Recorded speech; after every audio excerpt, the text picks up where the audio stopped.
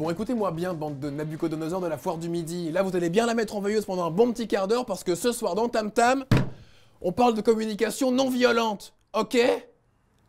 Bien. Bonsoir à tous, bienvenue dans Tam Tam où nous vous avons concocté ce soir une belle petite rencontre, pas piquée des hannetons, avec l'ancien juriste Thomas Dansembourg. Depuis plus de 25 ans, notre invité s'est reconverti pour devenir le psychothérapeute de la communication non violente. Thomas Dansembourg est aussi un auteur à succès.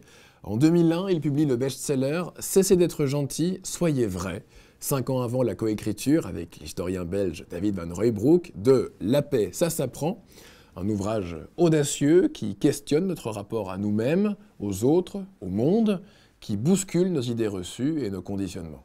Thomas Dansembourg nous fait part de sa vision inspirante et nous invite à prendre conscience des moyens et du pouvoir dont chacun de nous dispose pour réenchanter le monde et les relations. C'est la belle rencontre de la semaine dans Tam Tam, on regarde. Eh ben, quel plaisir de se balader ici avec vous sous ce beau soleil. Et pourquoi nous avoir invités ici dans ce cadre naturel pour cette émission? Parce que la nature est au cœur de mon travail. J'encourage les humains à retrouver leur vraie nature derrière les constructions sociales et culturelles, à vraiment retrouver qui ils sont vraiment. Et la nature autour de nous est un bon maître pour ça. Il nous apprend à accueillir les cycles, les saisons, le fait de passer par des automnes où ça se défait, d'entrer dans des hivers où il n'y a rien qui bouge, d'accueillir des éclosions nouvelles dans des printemps et puis de recueillir l'abondance d'un été.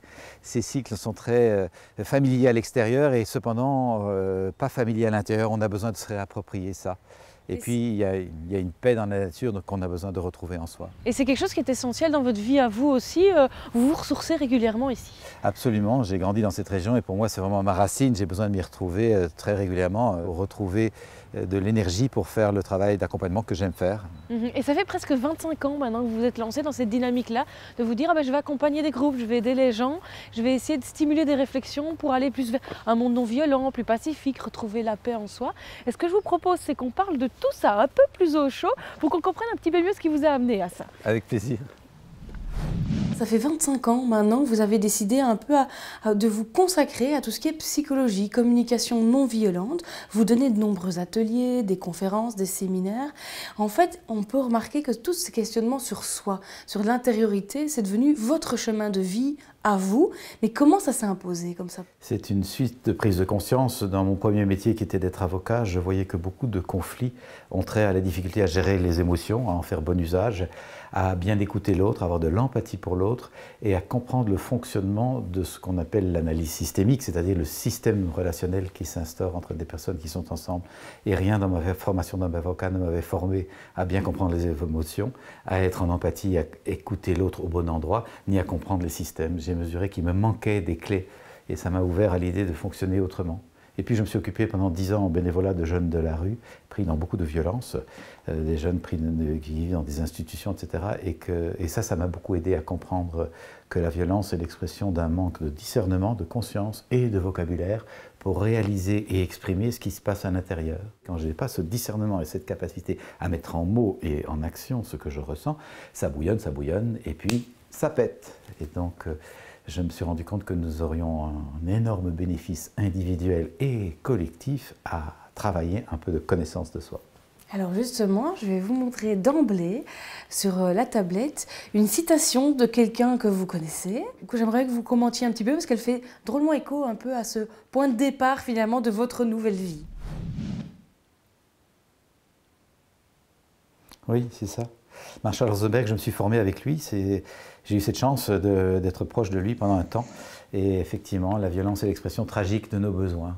Si nous apprenions à connaître nos besoins, nous saurions comment les prendre en charge sans agresser l'autre.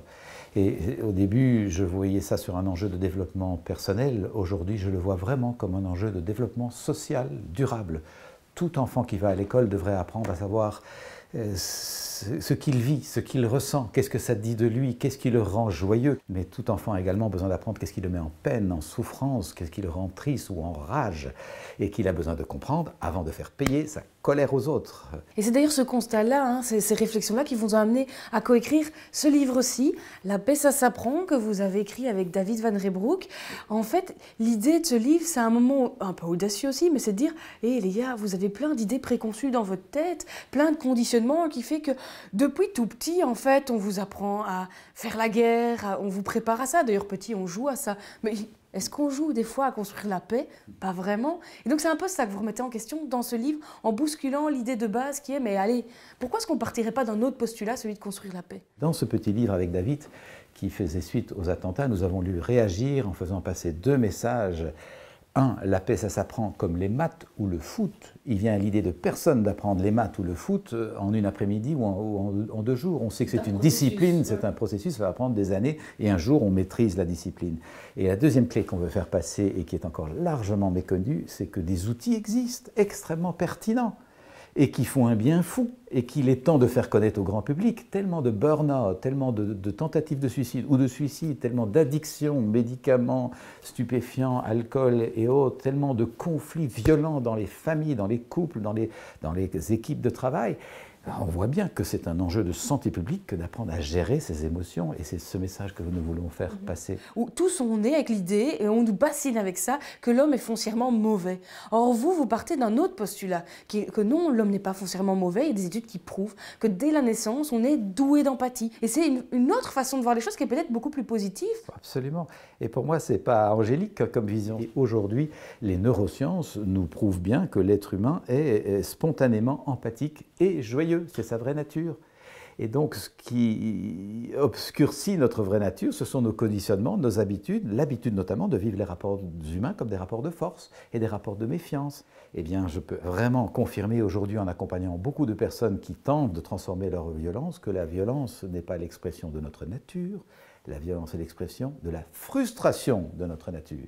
Quand notre vraie nature est frustrée, la cocotte peut se mettre à exploser dans... D'où l'importance d'apprendre à bien connaître notre nature. On revient à l'enjeu de la connaissance de soi, qui devrait être dans les programmes scolaires, à côté de lire, écrire et calculer. J'apprends à savoir qui je suis, parce qu'en comprenant l'humain là-dedans, j'ai des clés pour comprendre et respecter l'humain là-devant. Mais si je pige rien à cet humain-ci, comment est-ce que je vais comprendre cet humain-là? Eh bien, de nouveau, vos paroles font écho à un extrait d'une interview radio de Fabrice Lucchini que j'aimerais vous faire écouter et qui aussi, effectivement, pose un peu le même constat que vous, avec évidemment, son verbe, etc. Ça faconde. Voilà. Alors, je vais vous proposer de l'écouter. C'est merveilleux, l'autre. Il n'est pas question de se priver du miracle, comme dit Lévinas, de l'autre. Mais pour être avec l'autre, il faut avoir compris des choses en soi. Si tu n'as rien compris en toi, si, comme dit Simone Veil, tu ne t'es pas élucidé un minimum, qu'est-ce que tu vas comprendre de l'autre? Tu ne comprendras de l'autre que ce que tu as vaguement compris de toi. J'ai aucune raison de m'énerver. Essayons d'être très clairs. Je ne peux jouir de l'autre qu'en ayant de l'empathie. Pour avoir de l'empathie, il faut que je le comprenne.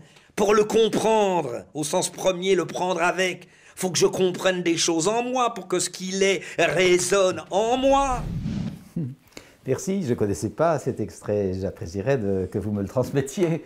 Et il est parfaitement aligné à ce que je propose et qui devrait être connu du grand public. Nous pouvons faire un travail d'intériorité citoyenne, c'est-à-dire que notre vie intérieure non seulement commande notre vie extérieure, mais féconde notre capacité à avoir des rapports humains empathiques, comme l'évoque Lucchini, et donc une capacité à créer de la synergie.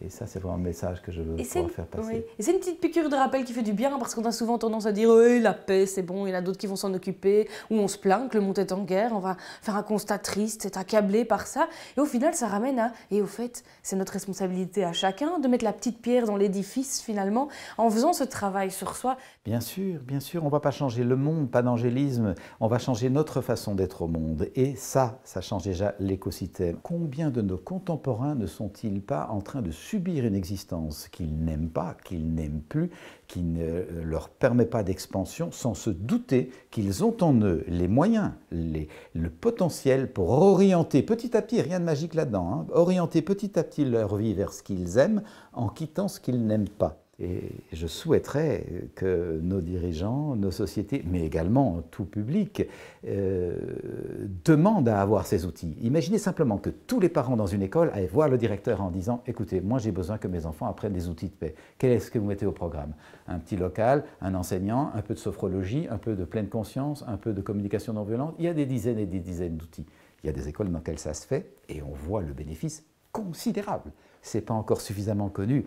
Et donc je souhaiterais, j'espère que les personnes qui nous écoutent peuvent se dire « Ah ben moi je vais aller frapper à la porte du directeur de l'école pour faire ça, ou dans mon hôpital, ou dans mon administration, je souhaite stimuler les dirigeants pour qu'ils nous aident à mettre en place des processus de pacification. » Tant de fatigue dans les structures, j'accompagne beaucoup de soignants épuisés dans des hôpitaux. J'accompagne des gens dans l'enseignement au bord du burn-out. Ça devrait être des lieux où on est dans la joie de prendre soin, d'éduquer, d'accompagner, dans une heureuse expansion de soi. Et bien, ce n'est pas forcément ce qu'on vit. Vous voyez, il y a vraiment à prendre compte de notre nature humaine. Eh ben, merci de nous avoir rappelé, en tout cas, que tous, chacun en nous, finalement, on a ce pouvoir de changer les choses et de se reconnecter à soi pour amener, finalement, à construire cette paix qui s'apprend, finalement. J'ai assez de conviction qu'effectivement nous avons ce pouvoir en nous et je souhaite vraiment, merci de me proposer ce genre d'émission pour encourager chacun à développer le meilleur de soi.